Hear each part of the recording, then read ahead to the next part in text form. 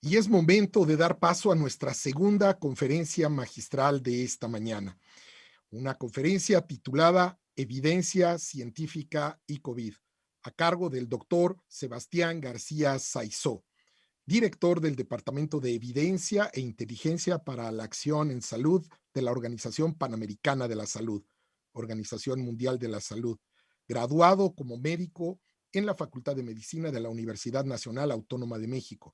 Es especialista en salud pública. También tiene una maestría en Ciencias Políticas de Salud, Planificación y Financiamiento de la London School of Economics y la London School of Hygiene and Tropical Medicine de la Universidad de Londres. Además, un diplomado en calidad de la salud y seguridad del paciente del Institute of Healthcare Improvement y el Tecnológico de Monterrey. Cuenta con diversas publicaciones nacionales e internacionales centradas en la organización de sistemas de salud y la respuesta a los retos sanitarios. Bienvenido, doctor Sebastián García. Este es su espacio.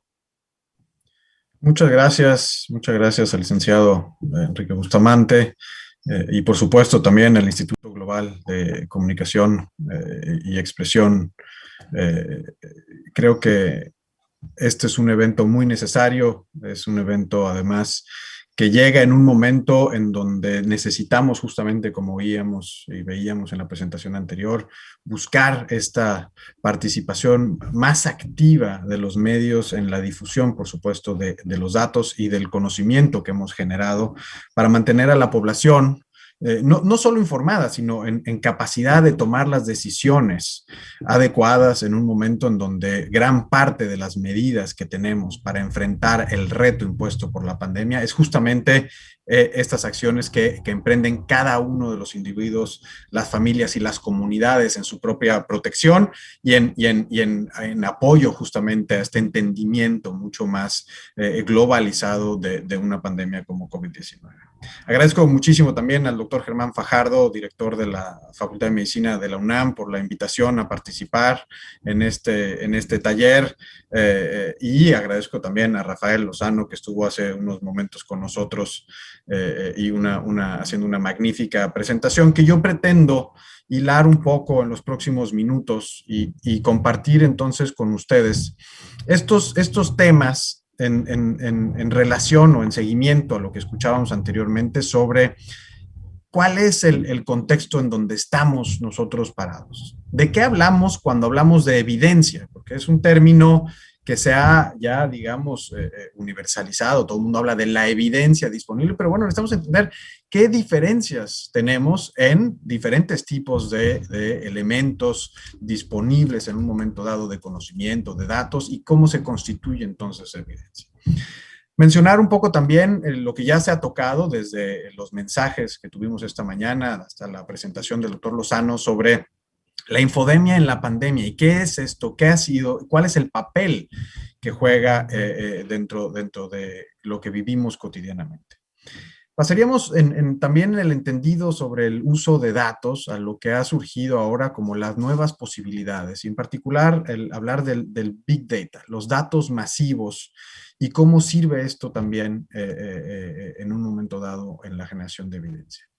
Cómo entender las redacciones que ocurren en artículos revisados por pares, ¿no? Esto que se hablaba de la confusión que se genera en este acelerado camino en la generación de datos, en la generación de evidencia y conocimiento, y qué pasa cuando algo que creíamos ya establecido resulta ser incorrecto.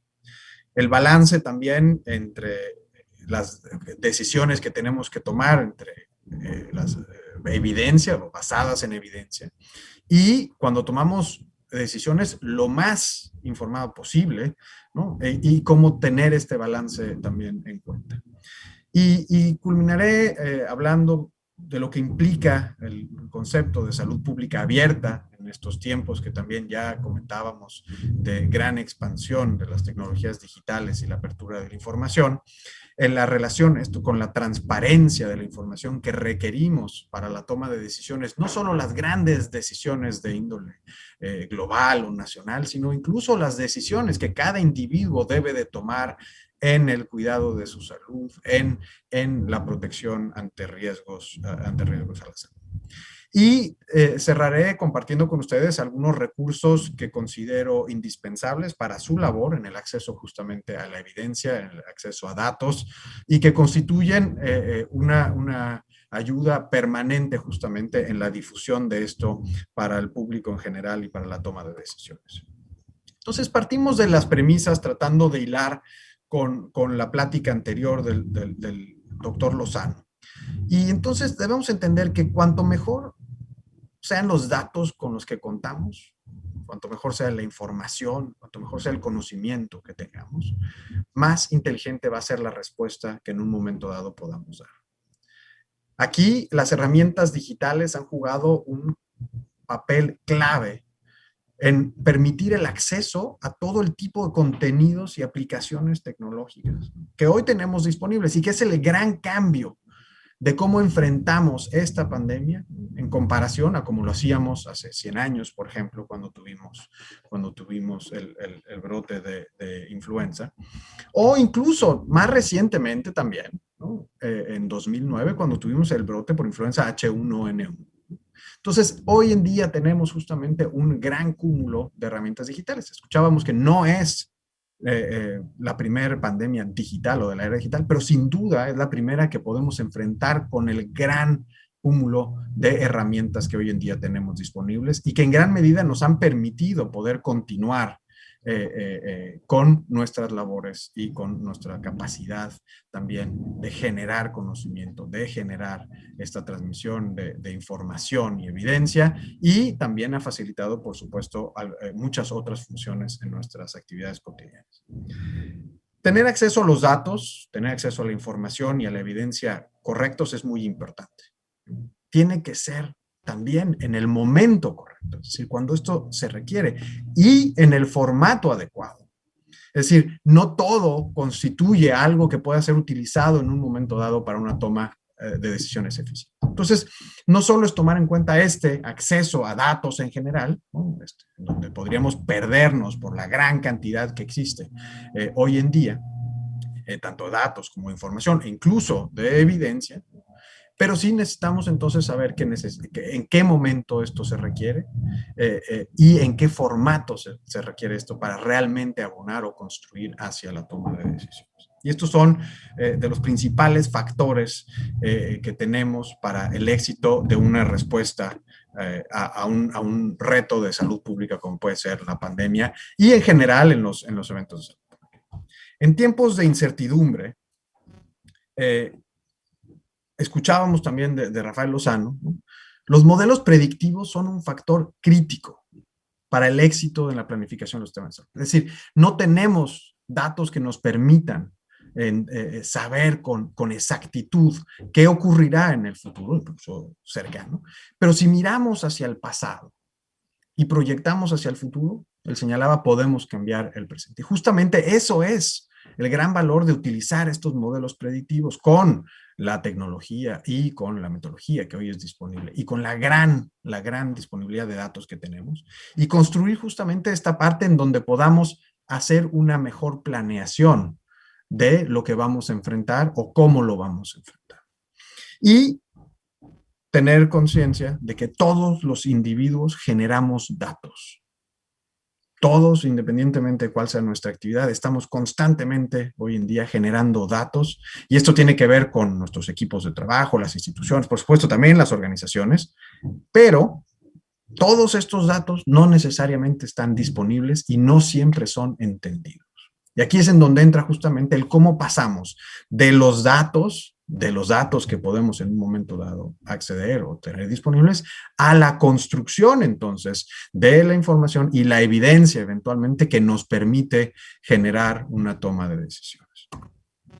Entonces, esto es una gráfica sobre cómo ha sido la adopción tecnológica en diferentes ejemplos. Y esto es Estados Unidos, son hogares de los Estados Unidos, y vemos, por ejemplo, cuánto tiempo tomó para que la población en Estados Unidos, los hogares en Estados Unidos, tuvieran acceso a telefonía fija.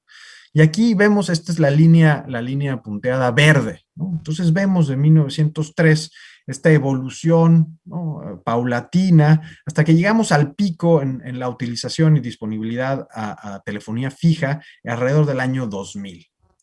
Pero vean la velocidad con la que se están ahora incorporando tecnologías que dan acceso justamente a información, a comunicación y a una serie de elementos nuevos dentro de la utilización de estas tecnologías. Vean, por ejemplo, la incorporación de teléfonos inteligentes, ¿no? Y lo vemos con esta línea a partir del 2010 aproximadamente, y cómo sube, ¿no?, aceleradamente hasta 2019, que logra un nivel que ya supera la disponibilidad y el uso de la telefonía fija. Entonces, entre más gente tengamos conectada, ¿no?, también hay que entender que entonces tendremos más gente generando, pero también exigiendo datos e información.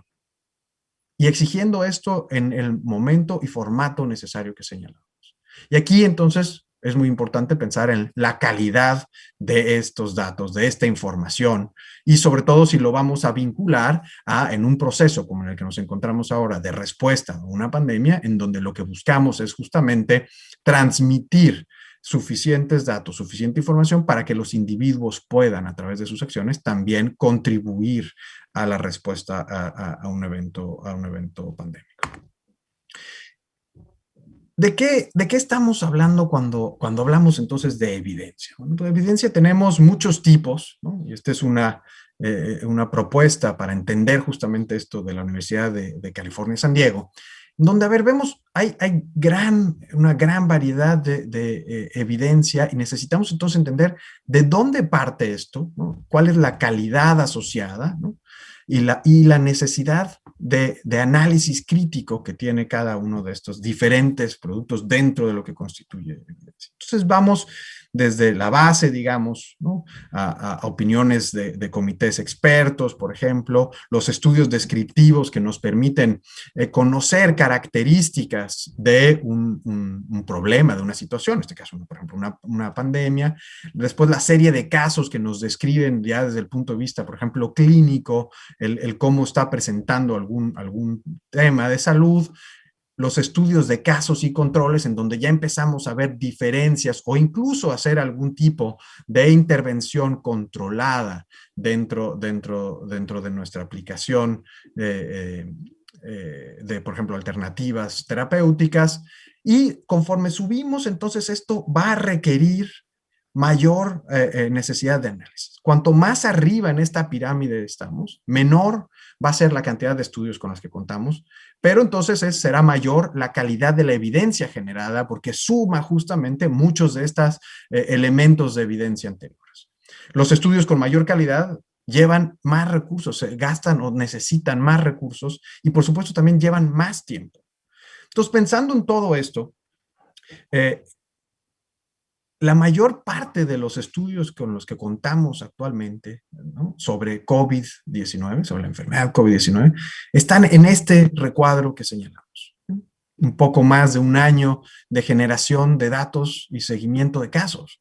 Es decir, no podemos esperar evidencia, ¿no?, de la mayor o absoluta solidez cuando no hemos tenido, ¿no?, ni siquiera todavía la posibilidad de generar información, generar los datos suficientes para empezar a generar el análisis crítico requerido en la construcción de evidencia de mayor solidez.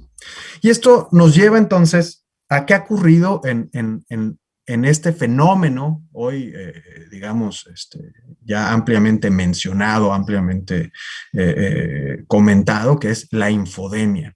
¿Y qué significa la infodemia en el contexto de pandemia en el que estamos? Aquí la Organización Panamericana de la Salud contribuyó justamente al inicio con la descripción de cómo podemos entender la infodemia, y esto es a partir de notas técnicas disponibles, y cómo esto, conjunto con la desinformación, tienen un papel clave en cómo se responde desde el punto de vista poblacional a la pandemia.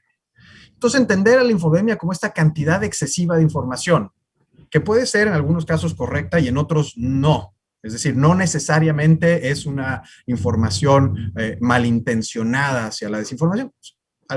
La información correcta es también parte de esta infodemia, de este exceso de información disponible. Y que en un momento dado también dificulta que las personas puedan encontrar fuentes confiables y una orientación fidedigna cuando la necesitan. Entonces, el término va a referirse a este gran aumento en el volumen de información con relación a un tema particular. Y esto, como veíamos en la adopción, por ejemplo, de tecnologías ahora digitales o tecnologías de información, lo que permite esto es que esto se vuelva un fenómeno exponencial en un periodo corto, porque un incidente concreto como la pandemia actual genera entonces mucha información que conlleva a presentar este fenómeno de infodemia. Y en esto entonces, en este mismo contexto, aparece la desinformación, aparecen los rumores y que junto con la manipulación, ¿no? De la información con intenciones dudosas, comparten este terreno conjunto en donde se conforma toda la infodemia.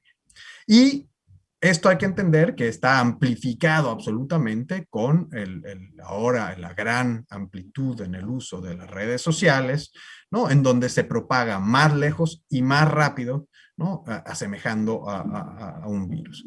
Y esto es simplemente lo que ocurre en un minuto, en 60 segundos, en el mundo, en Internet, y ahora con la facilidad que se comparte la información, ¿no? A ver, en 60 segundos se envían o se publican más de 350,000 tweets. Se suben más de 65,000 fotos en Instagram. Se crean 120 nuevas cuentas en LinkedIn, ¿no? Más de 156 millones de emails, por ejemplo, ¿no? Y si vamos a la parte de entonces el acceso a información, cómo la gente además está buscando, en un minuto hay más de 3.8 millones de búsquedas en plataformas como Google. Y así entonces vamos viendo que la suma de toda esta interacción con medios digitales, ¿no? con esta gran disponibilidad prácticamente permanente de información, ¿no? Nos lleva a tener este fenómeno justamente de infodemia.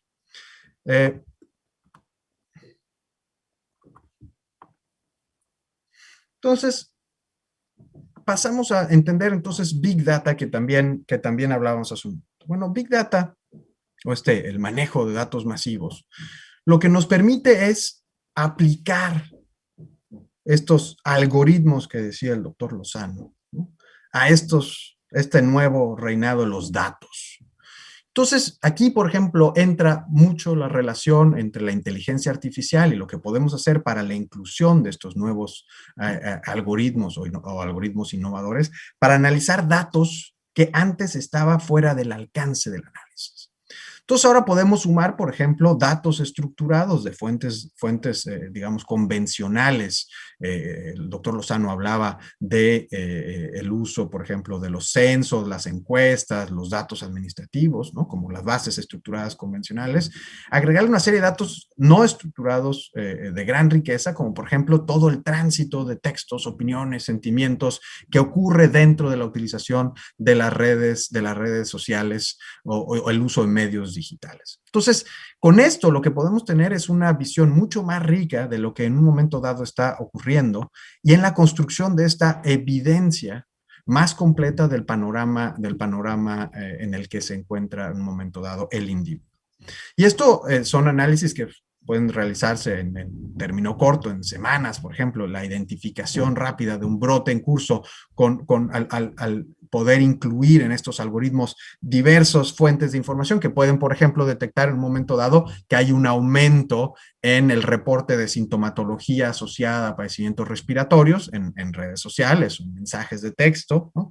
El diagnóstico y pronóstico de casos COVID asociados también a poder generar el análisis de un gran número de casos y poder con esto entonces predecir el comportamiento hacia adelante de un caso de características similares.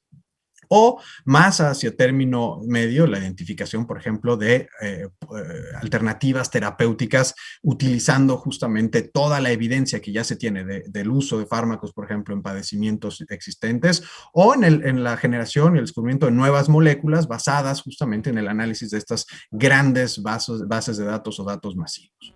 Y hacia, digamos, el largo plazo, pues, a trabajar con los datos, por ejemplo, generados en entornos de gran concentración poblacional, como las ciudades, por ejemplo, para determinar aquellas alternativas que muestran tener un impacto en mejorar la vida de los habitantes. No me detengo porque estamos avanzando rápido en el tiempo y simplemente para plantear que esto es algo que ya es parte de cómo generamos conocimiento, de cómo se presenta la evidencia. Es decir, el Big Data, la inteligencia artificial es parte de lo que hacemos ya todos los días y lo que se debe ya incorporar en mucho del análisis que se realiza, no solo en el componente científico a mayor rigor, sino incluso para este entendimiento mucho más completo de los fenómenos sociales vinculados también a la salud. Entonces, esto es una gran oportunidad y es una gran área también para adentrarse justamente a esta generación de evidencia con las nuevas tecnologías disponibles. Ahora, ¿cómo entendemos lo que ocurre cuando tenemos una retracción de un artículo ya revisado? Es decir, cuando ya teníamos evidencia y comenzaba a utilizarse esta evidencia para tomar decisiones. Bueno, esto es algo que hemos visto este último año en una gran manera, ¿no? Más de 39 artículos se han tenido que retirar de revistas de diferentes niveles y, por supuesto, de diferente calidad, pero en todas, ¿no? Y incluso en las más grandes y reconocidas. Lancet tan solo, ¿no? Estos dos artículos de gran impacto que tuvieron que ser retirados sobre el uso de cloroquina y hidroxicloroquina y que marcan justamente este gran cuestionamiento de a ver qué ocurre en cuando tenemos evidencia generada basado en datos que llevó un proceso de revisión estricto y que resulta posteriormente que es contradictorio o que no tiene la calidad que se pensaba que tenía, ¿no? Entonces, ¿y esto cómo afecta, cómo se interpreta, ¿no? Cuando comunicamos también, ¿no? hacia el público en general este uso de evidencia para su beneficio, ¿no? Y entonces esto es un fenómeno también, digamos que vamos a ver además cada vez más y sobre todo vinculado a estos procesos de aceleración en la generación de evidencia. Entonces se han generado, por ejemplo, estos observatorios de la redacción de artículos, que es importante también seguir para entender justamente estos procesos de generación de evidencia, ¿no? Y la comunicación posterior cuando ocurre esto, el por qué ocurre esta retracción en un momento dado. ¿Cuál es el balance que debemos buscar entre una decisión basada en evidencia y una decisión lo más informada posible? Y esto va a depender de cómo debemos tomar una respuesta, en cuánto tiempo disponemos, cuáles son los elementos que tenemos en un momento dado a disposición para informarnos o para generar estas diferentes preguntas orientadoras hacia la toma de decisiones, y dependerá justamente de la disponibilidad en un momento dado de datos, de información o de evidencia y conocimiento. Entonces, aquí es clave la oportunidad del uso de la evidencia. ¿Qué tan rápido podemos tener esto disponible? Y esto es lo que ha generado justamente esta aceleración impresionante que escuchábamos también hace unos momentos en la disponibilidad de artículos científicos, ¿no? Difícilmente que podamos seguir todos, ¿no? Pero que nos lleva también entonces a plantear respuestas inmediatas o respuestas estratégicas, respuestas rápidas basadas ya en una sistematización de la revisión, respuestas informadas o ya respuestas basadas en evidencia que ha sido en un momento dado también cuestionada y validada. Y nos lleva entonces a ver qué es esta parte de generar programas de una respuesta rápida a la generación de evidencia para informar las tomas de decisiones. Y aquí va a depender de qué producto podemos en un momento dado ofertar, para qué tipo de decisión y en qué contexto, y las estrategias en un momento dado que utilizamos para facilitar que estos productos de revisión rápida puedan ser utilizados. Y aquí juega mucho el papel de acceso, obviamente, a esta evidencia y a estas revisiones rápidas de la evidencia para tomadores de decisiones. Y entonces vemos, por ejemplo, que tenemos aquí los productos principales en estos procesos de respuesta rápida, que partimos desde inventarios, existentes sobre la evidencia que se ha publicado, por ejemplo, ¿no?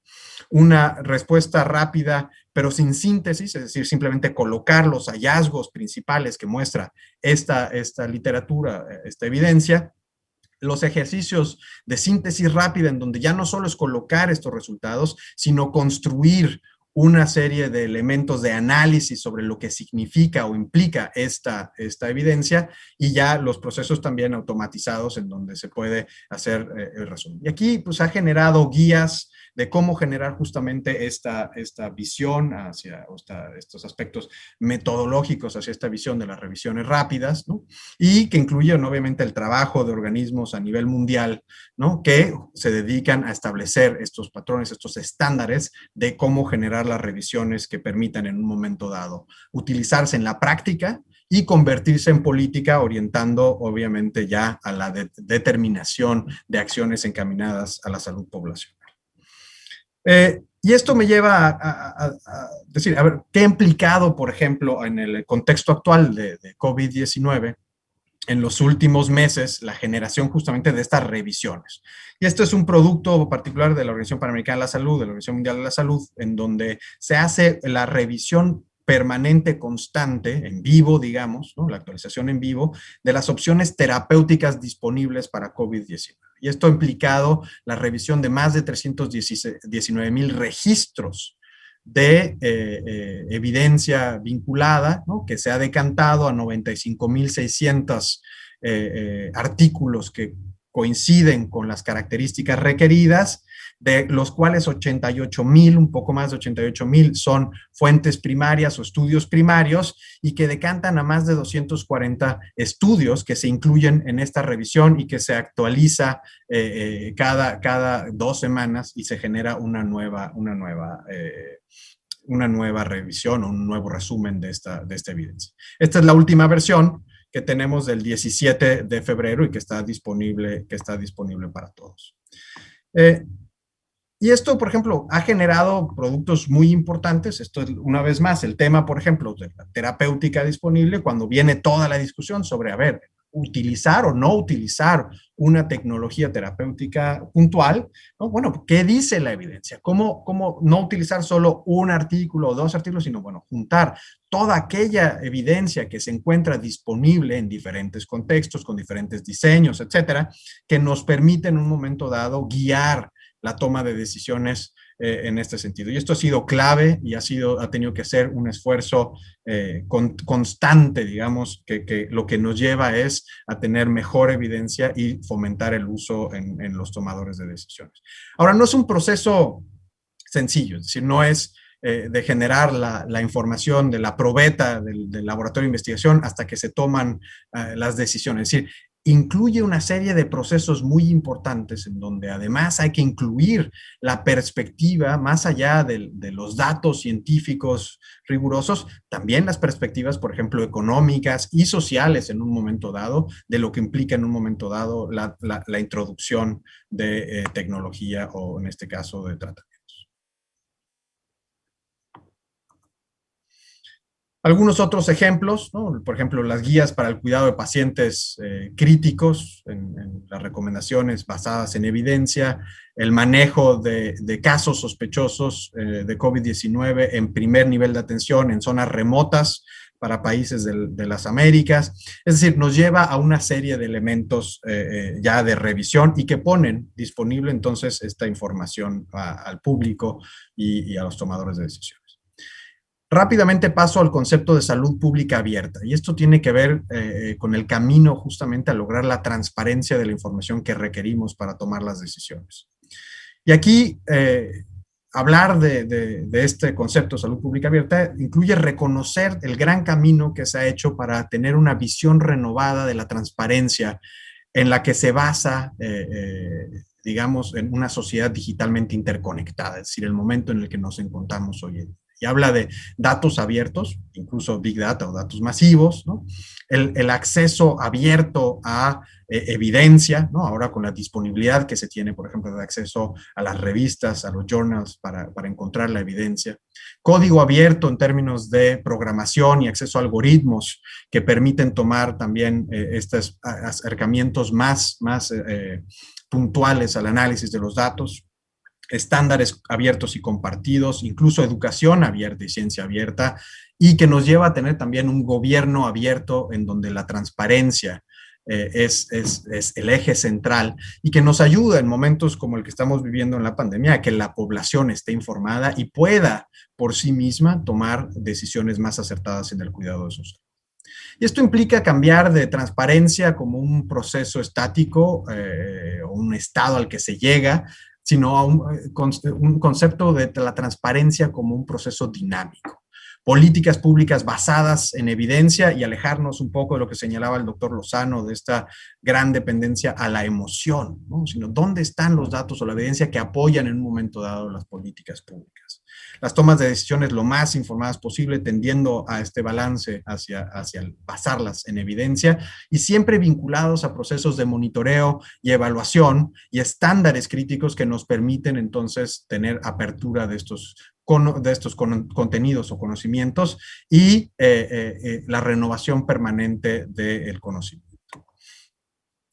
Y esto tiene que ver con el avance que se ha visto en las leyes, por ejemplo, de transparencia, acceso a información, que sin duda ayudan, pero sobre todo también al gran impulso que se ha dado a través de esta transformación digital que vivimos a nivel global y que sin duda nos va a impulsar a que cada vez tengamos más personas con acceso a datos, con acceso a información y sin duda también a la evidencia generada. Termino rápidamente con algunos recursos disponibles desde la OPS y la OMS para todos ustedes y por supuesto para el público en general.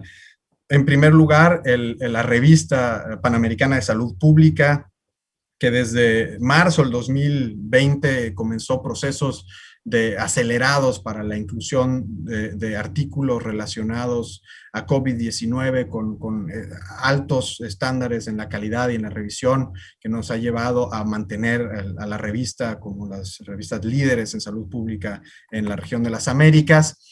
El portal y la base de datos de evidencia COVID-19, en donde en los 3 pilares de salvar vidas, proteger a los trabajadores de la salud y disminuir o desacelerar el contagio, se encuentran las principales o más relevantes evidencias disponibles en la literatura científica, con más de 2.200 registros seleccionados y los documentos disponibles en inglés, en español, en portugués y en francés.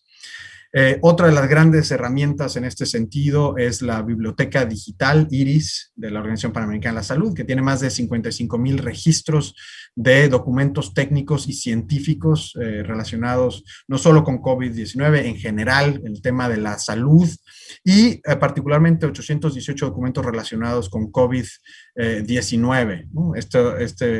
Esta biblioteca digital ha tenido más de 19 millones de visitas en los últimos meses.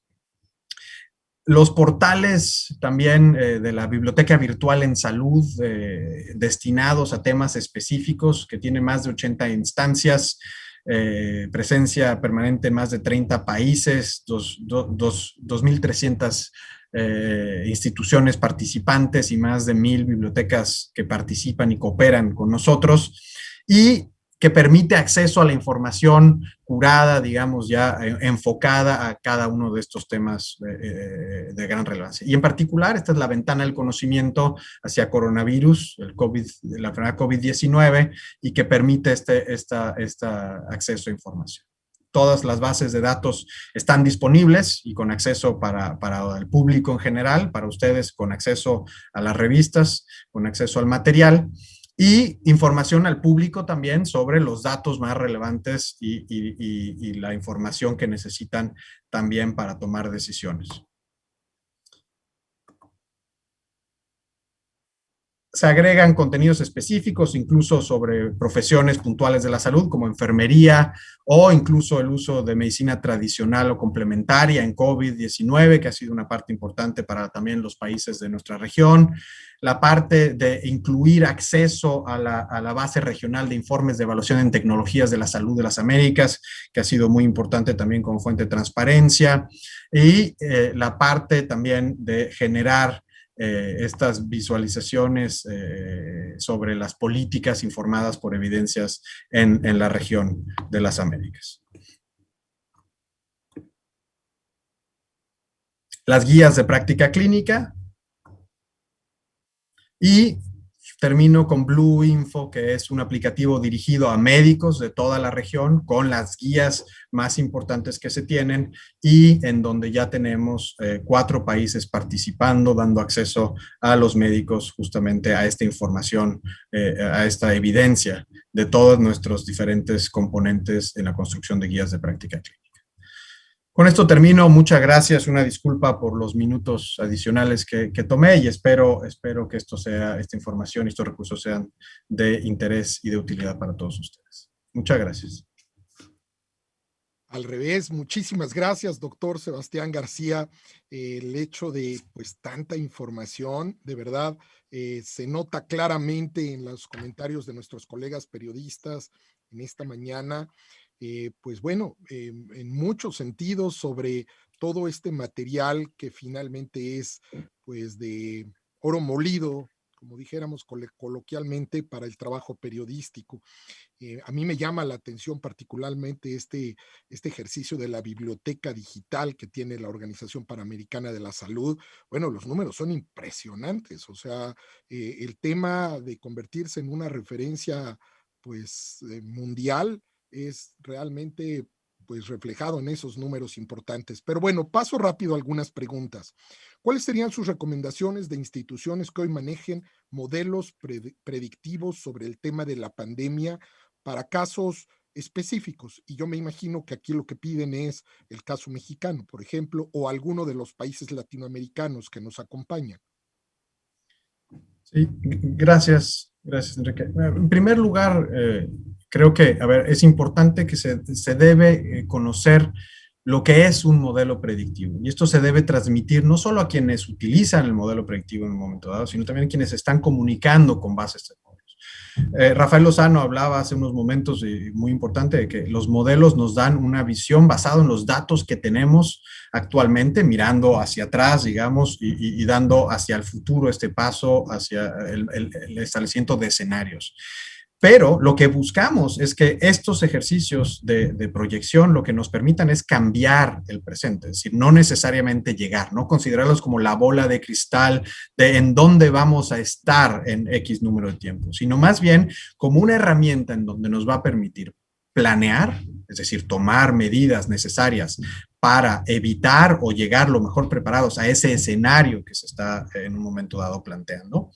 Y sobre todo informar, es decir, lograr entonces generar este conocimiento en torno a este fenómeno observado que está determinando este modelo para que se tenga sobre todo conocimiento y pueda en un momento dado la población también actuar al respecto. Y esto refiriéndome, por ejemplo, a los modelos predictivos en torno a COVID-19 y que el Instituto de Métricas en Salud de la Universidad de Washington y particularmente el doctor Lozano ha participado desde el inicio de la pandemia y lo que nos permite realmente es entender, uno, los motores o los condicionantes de la pandemia, es decir, cuáles son estos factores que determinan en un momento dado que existan más casos, mayor mortalidad o mayor hospitalización en un momento dado, y utilizar entonces estos elementos para entender la curva que proyecta, ¿no? Es decir, esta mirada hacia el futuro, y poder entonces tomar decisiones. Si vemos que nuestros datos actuales, el número de casos, la velocidad de contagios, nos indican que vamos a tener un problema dentro de 2-3 meses, pues utilizar eso para planear, es decir, preparar los recursos que vamos a utilizar, hospitales, ventiladores, etcétera, ¿no? Y por el otro lado, ¿qué medidas tomamos para no llegar o en lo posible no llegar a ese escenario? Tomarlo como una medida también de alerta o precaución. Entonces, ¿qué puedo yo implantar ahora? Entonces, eso es justamente la utilidad de los modelos. Hoy en día las herramientas tecnológicas disponibles nos permiten utilizarlos en una forma mucho más, digamos, continua, e incluso en entornos ya no de gran sofisticación en términos del acceso a computadoras, por ejemplo. Entonces, lo que se quiere proponer es que los modelos predictivos puedan ser parte también de nuestro trabajo cotidiano y que lo utilicemos más justamente en este planteamiento de prioridades en la atención a la salud. En ese mismo orden de ideas, te piden tu opinión acerca de que si tú consideras que pues no fueron suficientes o simplemente no existieron predicciones de lo que sería el crecimiento que tendría una pandemia como la que estamos viviendo a partir del avance, pues de lo que hoy sabemos que es la inteligencia artificial. Si existió la predicción, ¿por qué no se anunció un control más intenso o los medios no supimos escuchar esas predicciones? Mira, aquí, a ver, el tema es, insisto, no es una bola de cristal. Desde los primeros modelos predictivos veíamos que esto iba a ser un problema muy importante en la salud pública de los países, pero no se tenía, por ejemplo, elementos de la duración. No sabíamos en cuánto tiempo iba a poderse controlar y no sabíamos mucho sobre cómo se comportaba la enfermedad misma. Es decir, Rafael Lozano nos hablaba hace unos momentos sobre qué sabíamos a principios de 2020, prácticamente nada. Es decir, el nombre de un nuevo virus que apareció en China, ¿no? Y que llegaba y que empezaba a generar, digamos, casos en todo el planeta. Entonces, conforme fuimos teniendo más datos, se pudo tener acceso a métodos de predicción más completos, con mayor robustez, es decir, con mayor solidez para generar justamente estas predicciones. No teníamos nadie, ¿no? Esta bola de cristal para decir, y va a durar X tiempo. Es más, incluso en el momento en el que nos encontramos ahora, existe mayor certeza sobre cómo el comportamiento y cómo predecir este comportamiento, incluso con factores como vacunación o las medidas, digamos, más estrictas de control en el movimiento poblacional, el uso de cubrebocas, pero no tenemos certeza de cuánto tiempo va a estar este virus con nosotros. Es más, sabemos ahora que lo más probable es que esto se convierta en algo ya endémico, es decir, que esté con nosotros para siempre y que más bien tengamos medidas para controlarlo. Entonces, el mirar hacia atrás a veces nos permite una forma fácil de criticar. El ver hacia futuro es lo que es más complicado, ¿no? Y aquí es en donde tenemos que hacer uso justamente de la ciencia de los datos, el manejo adecuado de estos datos para, dentro de lo posible, poder utilizarlos y planear mejor y responder lo mejor posible. Y esto de que seguramente se va a extender su permanencia en el mundo, pues tendrá también que ver con estas mutaciones que están existiendo y las nuevas cepas y todo eso que finalmente pues se está dando, ¿verdad? Tengo una cantidad importante de felicitaciones para la presentación. Qué valioso conocer los espacios de comprobación de evidencia. La Organización Panamericana de la Salud tiene evidencias por país y el caso específico de México. Bueno, pues ya nos respondías un poco acerca de eso también, ¿no? Sí, la Organización Mundial de la Salud y la Organización Panamericana de la Salud, dentro de sus sitios de datos, cuentan con información específica para los países, y esto, la idea es que se pueda tener una visión permanente sobre lo que está ocurriendo y tener, como se mencionaba, acceso a información que ha sido verificada y a evidencia que cuenta con el rigor suficiente, con la calidad suficiente para ser utilizada en los procesos de toma de decisiones. Y por eso el compartir con todos ustedes todas estas herramientas que se encuentran disponibles para facilitar el acceso a esta evidencia y al uso justamente de los datos que se encuentran disponibles. Oye, aquí también te preguntan que si hay posibilidad de colaborar en la revista de la Organización Panamericana de la Salud, esa que comentaste en tu presentación, y que si es cerrada solamente a los propios periodistas de la organización o enlazados con la organización, o que si hay un foro abierto donde se pueda participar, pues bueno, ahí ya está el interés también, el interés de nuestros colegas por participar y dejar un granito de arena. Y no, déjame, Enrique, nada más comento, la revista está abierta para todos, por Eso. supuesto para ustedes, ¿no? Como periodistas, conocedores de los temas de la salud, y para en general, ¿no? Quien desee hacer una publicación, es una revista científica en donde la característica es que es de acceso abierto, es decir, no hay un costo por acceder a este material. Cualquier persona de cualquier parte del mundo puede tener acceso a este material científico. Pues una vez más, Sebastián García Saizó, muchísimas gracias por tu participación en este taller de periodismo científico en esta mañana. Realmente lo apreciamos muchísimo y te agradecemos tu participación. Al contrario, muy agradecido. Muy bien, pues vamos a escuchar una vez más a nuestro colega José Raúl García, que nos está dando pues todas estas recomendaciones y este caso interesante a partir del innovador. Y además vamos a escuchar también el testimonio de Alex Pérez Saavedra de K Magazine. Bienvenidos. Bueno, pues les platico de esta serie de Misión Salud. Aquí grabamos 6 episodios, un capítulo general o de introducción. Decidimos avanzar con enfermedades cardiovasculares, cáncer de mama, diabetes, Alzheimer y Parkinson. La verdad es que todos los programas son dignos de verse, a mí todos me gustan, no tengo uno favorito en específico. La información que integran todos estos capítulos tiene mucho valor y sin duda fomentan el cuidado de la salud, el tema de la prevención. Les platicaba que en esta parte del rodaje, pues la pandemia nos movió muchísimo, ¿no? Primero tendríamos que integrar a la narrativa el tema de COVID, porque como se iba informando y se descubría el paso de esta enfermedad, los enfermos crónicos están más comprometidos en desarrollar la enfermedad grave de COVID.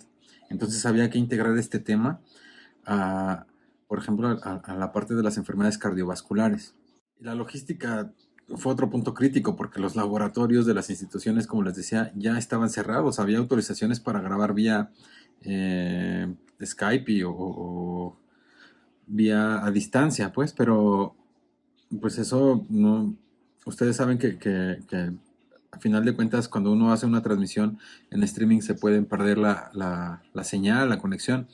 Y además la calidad era sumamente baja. No es una calidad que sirva para transmitirse en televisión nacional. Y tuvimos que reducir el equipo de grabación lo más posible. Teníamos un director, su asistente, un fotógrafo, audio directo y yo como periodista, productor y asistente. Y solamente así nos permitieron entrar a las instituciones, evidentemente cumpliendo con todas las medidas de seguridad. Cabe destacar que durante estas grabaciones nadie de nuestro equipo resultó enfermo, ¿no? O contagiado. Entonces, si bien el discurso de esta serie era un tanto científico-técnico, resolvimos que la mejor manera para presentar los temas era desde el punto de vista más humano posible, con entrevistas a pacientes o familiares de ellos, o cuidadores, como en el caso del tema de Alzheimer. Y así fue como se realizaron los guiones, de los cuales yo aporté 5. En esta parte es importante mencionar el apoyo de la Secretaría de Salud por todas las facilidades que nos brindaron desde la Secretaría, tanto los institutos de salud participantes. Entrevistamos a especialistas en políticas públicas, como los responsables del etiquetado de productos. O también, por supuesto, entrevistamos al doctor López-Gatell. Bueno, a grosso modo, el rodaje fue un tanto complicado. Y ya en la etapa de postproducción, igualmente, bueno, estuvimos aquí, había más libertad, estuve rodeado por otros profesionistas, hicimos animaciones, diseño de audio, edición, subtítulos, corrección de color, etc.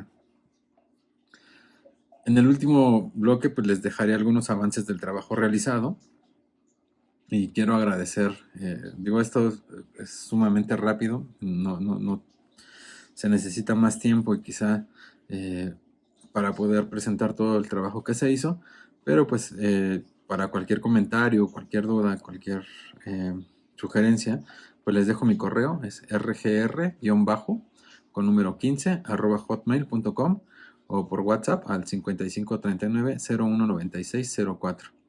Y pues muchísimas gracias, les dejo los videos en mi última participación. Muchísimas gracias. Hola, soy Alex Pérez, estudiante de comunicación. Actualmente me encuentro tomando el taller de periodismo científico y le agradezco mucho al Instituto Global de Comunicación y Expresión Pública por abrir este espacio para que más estudiantes como yo y otros colegas sigan informándose sobre todo lo que está pasando alrededor del tema de la pandemia. Si bien yo no soy una experta en el ámbito del sector salud, me parece muy importante que como periodista yo pueda informarle a la gente sobre lo que está pasando, y qué mejor que de la voz y de la mano de expertos en las diferentes áreas. La verdad es que estos talleres me han servido mucho para poder formar una opinión sobre lo que está pasando y también informar sobre lo que sucede, porque mucha gente cae en las fake news, en la desinformación, y qué mejor que tener respaldada una información con expertos. Yo les agradezco mucho y seguiré siendo parte de los talleres que ustedes impartan en un futuro, sea cual sea el tema, porque es de gran valor para mi formación como estudiante de comunicación. Se los agradezco y invito a las personas que están viendo este video a que se unan a los talleres que imparte el instituto, porque son de gran valor para la formación de los estudiantes y de cualquier persona que esté interesada en formar una gran opinión sobre los temas que están pasando en el mundo. Gracias, un saludo.